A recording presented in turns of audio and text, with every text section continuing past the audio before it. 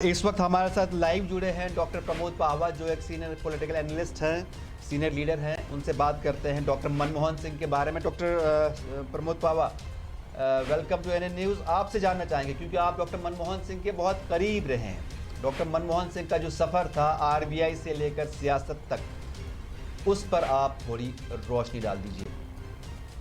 इन्ना लिल्लाहि व इन्ना इलैहि राजिऊन। बेशक हम सब अल्लाह की अमानत है और एक दिन उनके पास वापस जाना है, लेकिन कहते हैं कि एक तख्त पर चढ़ चला एक चढ़ा जंजीर। तो इंसान के अपने अमाल होते हैं, वो उसको कितनी इज्जत से उसके यहाँ से रुखसत करता है, बाकी तो अल्लाह के हाथ में है कि वो उसको जन्नत दे या और उससे भी ऊंचा कोई ओहदा दे।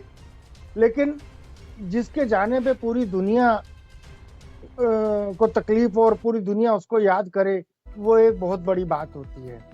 डॉक्टर साहब जब तक प्राइम मिनिस्टर थे, हमने खिदमत की।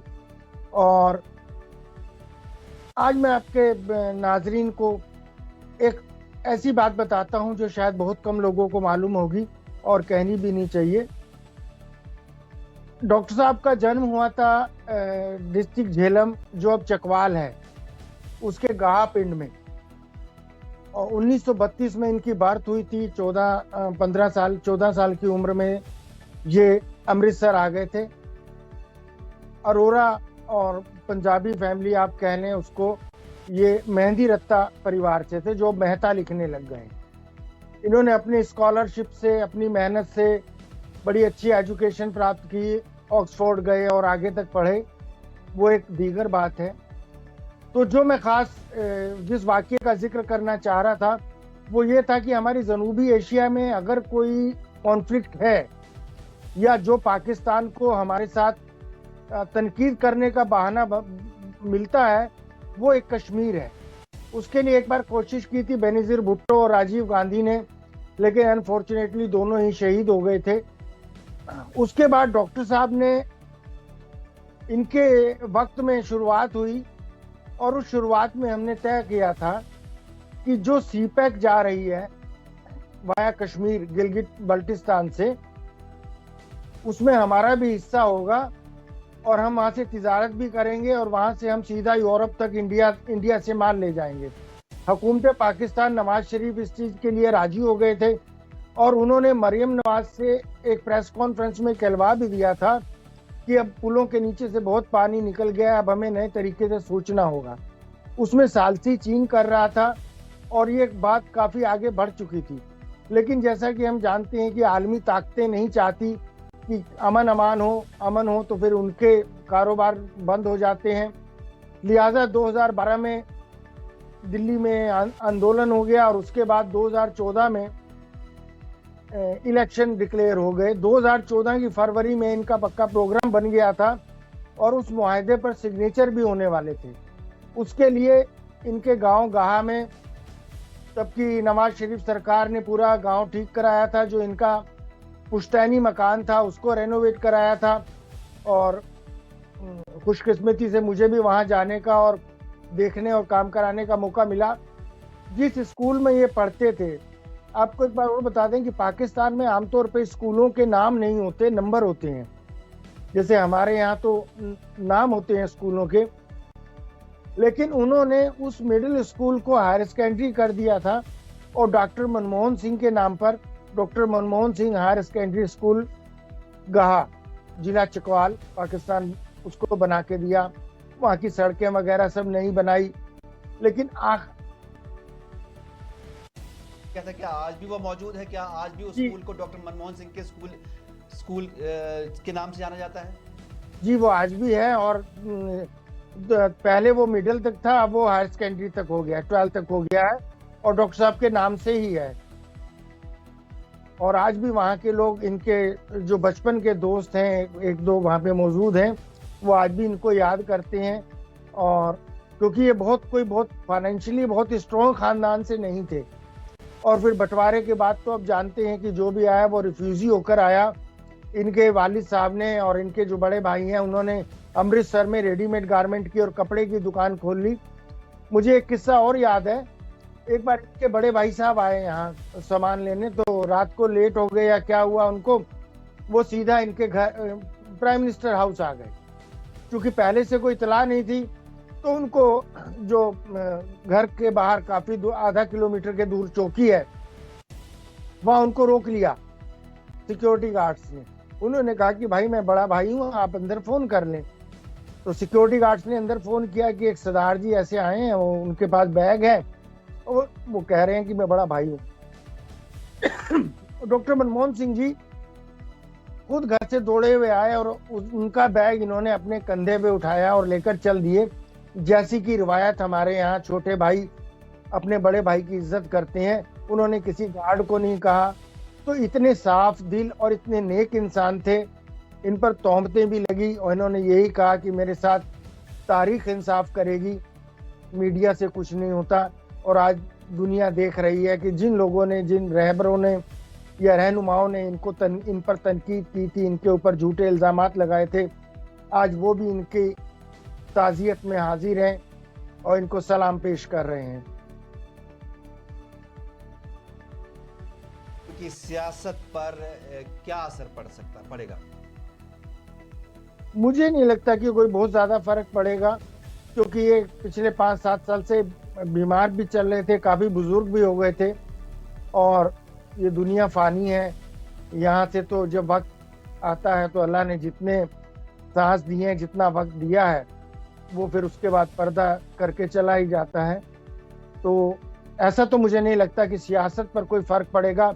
बहरहाल उन लोगों को जरूर शर्मिंदगी महसूस होगी जो फर्क पड़ सकता है ओवरऑल डॉक्टर सिंह के इंतकाल से।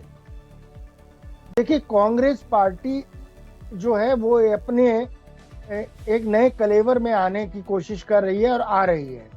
जो रिवायती कांग्रेस पार्टी थी या जो रिवायती हमारे यहाँ की सियासत थी, वो पूरी इंडिया में नहीं पूरी दुनिया में बदल रही है। और उसी हिसाब से प्रियंका गांधी, राहुल गांधी और जो भी लीडरान हैं कांग्रेस के, वो उसको एक नए तरीके से लेकर आ रहे हैं, नए लोगों को सामने लेकर आ रहे हैं। और जिनको कहते हैं कि पुराने बुजुर्ग हैं, तो वो उनको भी आराम करने का मौका दिया जा रहा है। तो टोटल नए कलेवर से आएगी एक नई सियासत, पूरी दुनिया में ही नई न्यू वर्ल्ड ऑर्डर के तहत आने वाली है।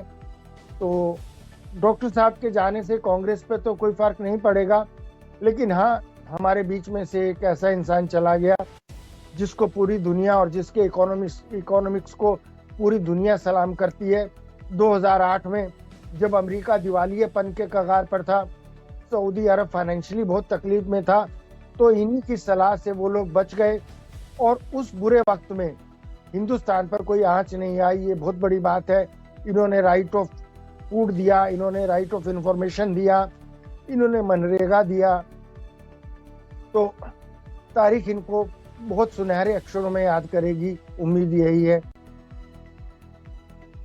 डॉक्टर मनमोहन सिंह जो है 2004 से लेकर 2014 तक हिंदुस्तान के वजीर आजम रहे। बेसिकली वे एक इकोनॉमिस्ट थे, आरबीआई से आए थे, आरबीआई गवर्नर थे। उन्होंने जो है हिंदुस्तान की इकोनॉमी को आज भी याद किया जाता है कि किस तरह से डॉक्टर मनमोहन सिंह ने हिंदुस्तान की इकोनॉमी को सुधार दिया। इकोनॉमी के अलावा उनके ऐसे कौन से बड़े कारनामे आप यहाँ पर जिक्र करना चाहेंगे जिसकी वजह से डॉक्टर मनमोहन सिंह या उनके इन कारनामों को हमेशा याद किया जाएगा, उसका जिक्र किया जाएगा? देखिए, 1991 में हमारी मायशी हालत ऐसी हो गई थी कि हमने अपना सोना जो है गिरवी रखना पड़ा हमें लंदन के पास। तो उसके बाद नरसिम्हा राव बने और ये उसमें फाइनेंस मिनिस्टर बनाए गए। इनकी पर्सनल गुडविल इतनी अच्छी थी कि चंद दिनों में ही हमारा सोना भी वापस आ गया और हमारे पास जो फॉरेन रिजर्व थे वो बहुत अच्छे आ गए। एक तो इन्होंने OCI कार्ड शुरू किया था, जिसको आज भी लोग याद करते हैं, जो हिंदुस्तान से बाहर हिंदुस्तानी रहते हैं, NRIs। और उस कार्ड के बनिस्बत ही काफ़ी अच्छा इन्वेस्टमेंट भी आया इंडिया में। और अगर आपको याद हो तो 2010, 2012, 2004 के 8 के बाद हमारे यहाँ ये हालत थी, बाहर से कारोबार भी बहुत था और जो बच्चा 12th कर लेता था उसको घर से बुला के ले जाते थे कॉल सेंटर में काम करने के लिए। बीपीओज का, कॉल सेंटर का, रोजगार का बहुत अच्छा कारोबार चला हुआ था और बड़े अच्छे काम, बड़ी तेजी से हम आगे बढ़ रहे थे। इनको इससे याद किया जाएगा कि इन्होंने हिंदुस्तान के दरवाजे दुनिया के लिए खोले और दुनिया हमारे बीच में आई। आज हम ग्लोबल विलेज का एक अहम हिस्सा है। अगर हम ऐसा नहीं होते तो शायद हम आज भी पत्थरों के उसी नॉर्थ कोरिया की तरह अपने दीवारों के पीछे रह रहे होते। इनका तो इरादा ये था कि रुपए को इंटरनेशनल करेंसी बना दें, तभी इन्होंने इन्हीं के वक्त में रुपए का सिंबल बना था, जैसे डॉलर का, पौंड का और यूरो का है, युआन का है, ऐसे ही रुपये का बना था जो राह के नीचे दो डंडे करके बनी हुई। तो ये ओपन इकोनॉमी को और चाह रहे थे,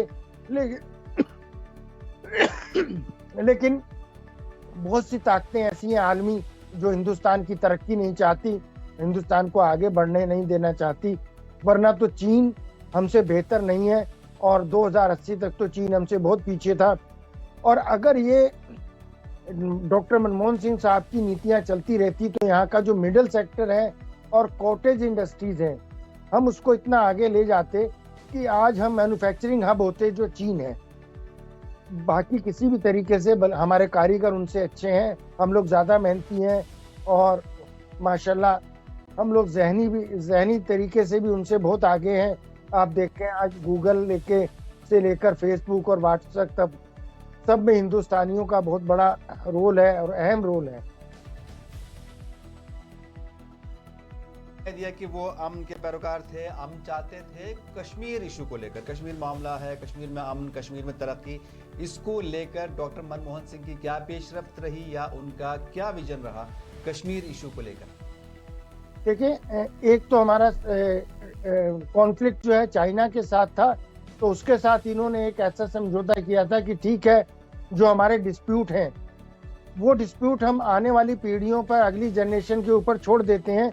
जब हमारी थाली साझी हो जाएगी, कारोबार साझी हो जाएंगे और हम बराबरी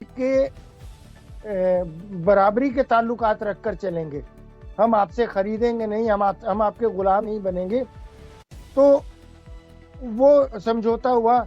उसके अलावा कश्मीर के ऊपर बहुत बड़ा समझौता था।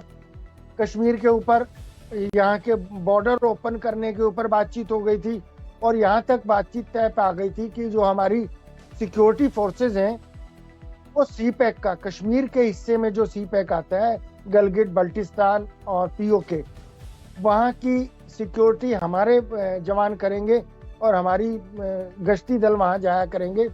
तो बॉर्डर खुल जाते, जो हमारे भाई बहन आज नीलम के उस पार हैं उनका आना जाना सुकून से हो जाता और शायद यही आगे चलता रहता तो पाकिस्तान तक हमारे वीज़ा फ्री आना जाना भी बन सकता था और कम से कम पंजाब वालों को ये सहूलियत मिल जाती।